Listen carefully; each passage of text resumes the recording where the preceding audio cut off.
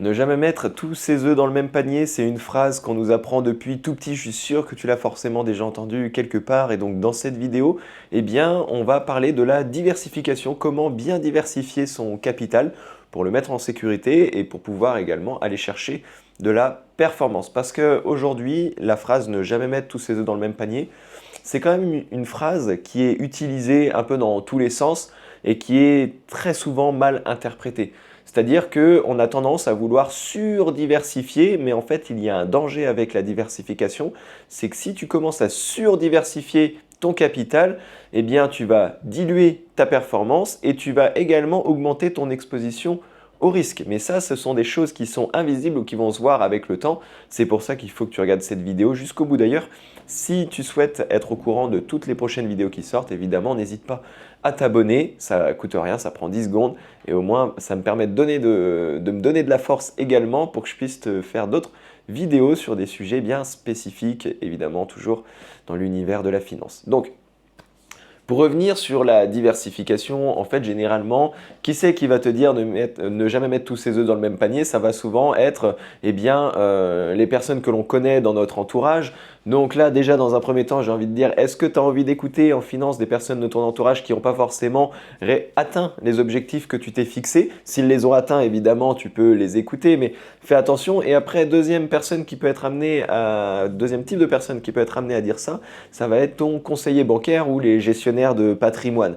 Et en fait, il faut toujours que tu comprennes, et ça j'avais fait une vidéo précédemment où je parlais des erreurs en finance et comment tout simplement devenir rentable en investissement. Mais essaye toujours de comprendre quel est l'intérêt de la personne en face de toi qui est en train de te conseiller. Typiquement, une personne de ton entourage, elle te dit « Ah, il faut que tu te diversifies, va dans la pierre, faut pas mettre tous ses œufs dans le même panier. » Bon, son intérêt, c'est pour ton bien, elle essaye de t'aider. Donc en soi, voilà, mais apprendre avec des pincettes parce qu'elle n'a pas forcément les compétences réelles que tu recherches derrière. Par contre, maintenant, si je prends un banquier ou un conseiller bancaire, quel est l'intérêt pour lui de te dire ça? En fait, le banquier, souviens-toi toujours de ça, mais c'est un commercial. Son but, c'est de te vendre les produits, des produits dérivés de la banque. Ça peut être, alors on va rester dans le monde de la finance, qu'ils ont plein de choses, mais les contrats d'assurance vie, le livret A, bref, tu connais tout ce genre des comptes épargne bien spécifiques. Investir dans des fonds. Et lui, son objectif, c'est qu'à chaque fois que tu investis dans un de leurs produits, eh bien, il va toucher une commission parce qu'à chaque fois que tu investis, il y a des frais. De manière générale, eh bien, les frais, quand tu investis dans des fonds ou des sortes de produits dérivés, tu vas avoir 2% de frais. Alors attention, je ne fais pas une généralité, je prends juste une moyenne globale.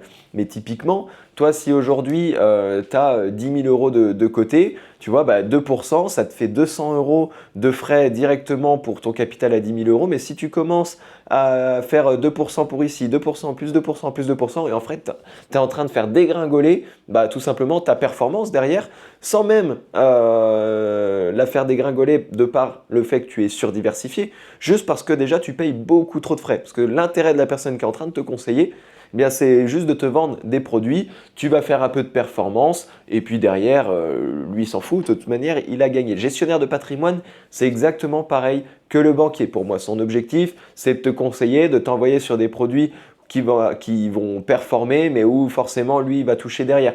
Et quand bien même il ne touche pas forcément sur les produits, parce qu'il y a différents types de gestionnaires de patrimoine, il peut toucher également directement des frais sur ton capital et donc tu payes quelqu'un pour s'occuper entre guillemets de ton capital. Mais là, tu es en train de subir.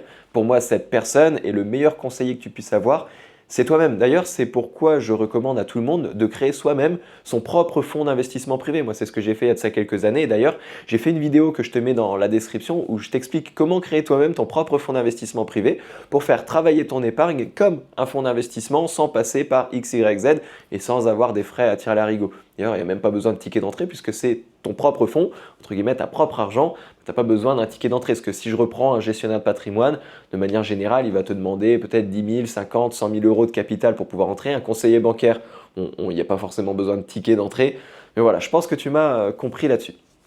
Donc maintenant, si je reviens à l'intérêt des personnes qui sont en train de te conseiller, fais bien toujours attention à ça.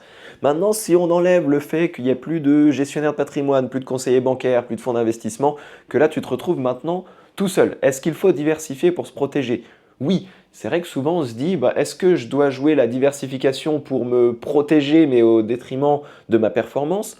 Ou est-ce que je dois jouer ma diversification plus faible mais au détriment de la sécurité pour aller chercher plus de performance? Mais qui dit moins de sécurité, peut-être plus de risques, j'ai des chances de tout perdre. L'objectif, c'est de trouver vraiment la bonne bascule entre les deux pour avoir le meilleur équilibre. Et encore une fois, un conseiller bancaire, gestionnaire patrimoine, il va vouloir faire en sorte, psychologiquement, de te faire basculer sur l'un ou l'autre en fonction de son intérêt. Mais toi, tu peux trouver cet équilibre. Donc, je reviens pour pas trop me mélanger. Quand je disais maintenant on enlève toutes ces personnes-là, parce que je suis revenu dessus. On revient sur ça, et toi tu te dis, ok, donc comment est-ce que je dois diversifier? Je sais que je ne dois pas mettre tous mes œufs dans le même panier, mais dans quoi concrètement diversifier? En fait, c'est très simple, il va falloir diversifier pour moi, mais de manière assez faible. Ça ne sert à rien de diversifier dans 10 trucs différents, c'est-à-dire tu te dis, allez, je vais mettre un petit peu dans l'IMO, je vais mettre un petit peu en bourse, je vais mettre un petit peu dans les montres, un petit peu dans l'or. Ça déjà, ça commence à faire beaucoup de trop, parce que si tu mets tout ça combiné, et tu peux faire les calculs toi-même d'ailleurs, répartition de portefeuille et tout, et avec leur performance, ça dilue drastiquement ta performance annuelle derrière, la rentabilité que tu peux aller chercher. Et tu n'es pas forcément plus en sécurité contrairement à ce que tu peux croire tout simplement. Parce que quand tu commences à diversifier, eh bien, de manière générale, il y a beaucoup de tes stratégies ou des classes d'actifs dans lesquelles tu vas diversifier qui fonctionnent plus ou moins ensemble. Parce que l'économie mondiale est interconnectée. Donc, généralement, quand tu as l'euro qui est en train de monter, potentiellement derrière, tu as les actions du CAC 40 qui peuvent monter, qui peuvent redescendre si c'est pour du retrait de cash. Pareil pour le dollar.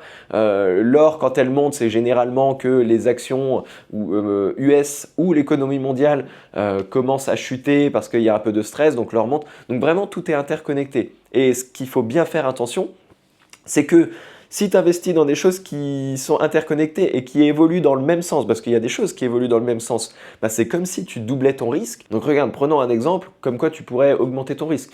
Admettons, tu te dis, ok, je vais investir une partie de mon capital dans le CAC 40. Ensuite, à côté, je vais investir dans Louis Vuitton également pour avoir juste profité de leur performance. Là, en fait, si le CAC 40 chute, Louis Vuitton va chuter également derrière. Et donc, là, tu as doublé ton risque parce que tu prends double perte. Alors oui, tu peux gagner double, mais il faut accepter que tu puisses perdre double. Donc ça ne sert à rien. C'est pour ça que soit tu investis que sur Louis Vuitton, soit que sur le CAC 40 par exemple.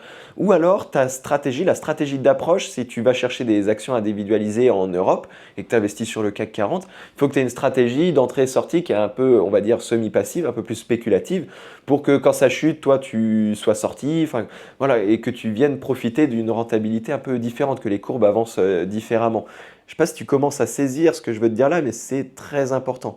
Et après, attention pareil, parce que si tu te diversifies sur des choses qui sont décorrélées, pour le coup, qui ne sont pas corrélées positivement, qui avancent dans le même sens, parce que ça, on a compris que ça augmentait notre potentiel de gain, mais notre potentiel de perte également, mais tu peux très bien investir dans des choses qui sont corrélées négativement. Donc si je reprends, par exemple, les actions US et l'or, de manière générale, quand l'or monte, les actions US descendent. Ça, c'est l'aspect théorique, ce n'est pas tout le temps le cas, mais c'est ce qui se passe de manière générale. Et si tu commences à diversifier dans trop de trucs comme ça, finalement, en fait, tu fais jamais de profit parce que quand on a un qui fait des profits, l'autre chute. Donc, par exemple, là, tu es à plus 100 euros, là, tu te retrouves à moins 100 euros, ce qui fait qu'in fine, ton PNL total, il est à zéro. Et donc, si tu fais ça avec tout, c'est pour ça que tu dilues après ta performance. Donc, il faut décorréler pour moi sur 3 types d'actifs maximum. Alors, ça serait trop long pour moi de t'expliquer aujourd'hui dans cette vidéo quels sont ces 3 types d'actifs. C'est pour ça que je t'invite à regarder la vidéo que j'avais faite à ce sujet-là. Le lien, il est dans la description ou je l'épingle en haut quelque part. Mais voilà, j'espère que tu commences vraiment à comprendre le danger de la diversification. Se diversifier, c'est bien, ça peut te permettre de surperformer les marchés, de te protéger, il faut trouver le bon équilibre, mais attention, parce que tu peux augmenter ton exposition au risque et tu peux également diminuer ta performance. Et le but quand on investit, évidemment, c'est d'aller chercher de la performance. Personnellement, si c'est pour aller chercher 3% de rentabilité in fine parce que tu as surdiversifié, reste avec ton conseiller banquier sur ton livret A, tu vas faire tes 3%, tu vas même pas te prendre la tête, c'est tout ce que j'ai envie de dire. Donc voilà pour cette vidéo relativement simple et rapide. Je laisse la vidéo épinglée sur comment créer ton propre fonds d'investissement privé en moins de 30 jours justement. Pour mettre en place ces différents 3 piliers, j'approfondis encore plus en détail. On va dire que celle-ci, elle fait même une petite introduction à cette autre vidéo. Moi, je te dis à la semaine prochaine pour un nouveau sujet, tout simplement.